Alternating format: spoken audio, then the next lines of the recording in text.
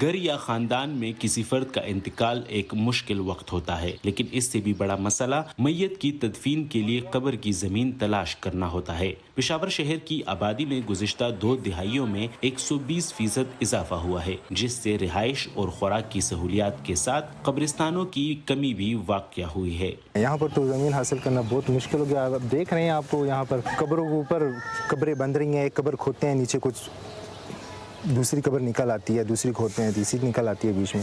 آبادی میں اضافے کی وجہ سے اکثر قبرستانوں کو مسمار کر کے غیر قانونی آبادیاں، مساجد اور شاپنگ مالز بن گئے ہیں۔ زمینوں قبرستان کی پیچھے آپ دیکھ لیں، اس سے پیچھے جو اور قبرستان کا ایریا ہے، اس سائڈ پر آپ دیکھیں تو انہوں نے قبریں ہٹا کر وہاں پہ گھر بنائے ہیں۔ وہاں پہ کافی زیادہ وہ سب قبرستان تھا جو بچپن سے ہم دیکھتے ہیں، وہ قبرستان تھا، وہ دیکھتے دیکھتے وہاں پر وہ سب گھر وغیرہ بن گئے ہیں۔ پشاور کی نوتیہ قدیم کے رہائشی رحمان گل سمجھتے ہیں کہ پکی قبروں نے بھی اس مسئلے کو بڑھا دیا ہے، کیونکہ اس کی جگہ نئی قبر کی تعمیر ممکن نہیں ہوتی۔ یہ پکی قبر ہونی نہیں چاہیے۔ کچی قبر تو اس لیے کہ تاکہ 5-10 سال بعد وہ خود بخود ہی وہ ختم ہو جاتی ہے اور دوسری جگہ انسان کو کوئی جگہ مل جاتی ہے، میت کو جگہ مل جاتی ہے۔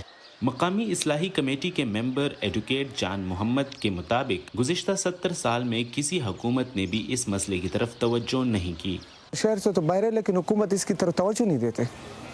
روز بروز آبادی ہو رہی ہے، روز بروز آبادی زیادہ ہو رہی ہے، لیکن قبرستانوں کے کسی نے کوئی توجہ ہی نہیں دی کہ آئے یہ جو آدمی مر جاتے تو اس کے لیے کیا کریں گے۔ اس کے لیے حکومت نے کوئی تجاویز نہیں پیش کیا، کوئی بل ہی نہیں پاس کیا کہ اس پر کیا کریں۔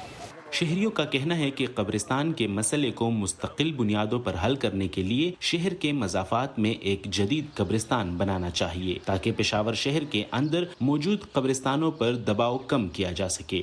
عمر فاروق، وائس آف امریکہ، پشاور۔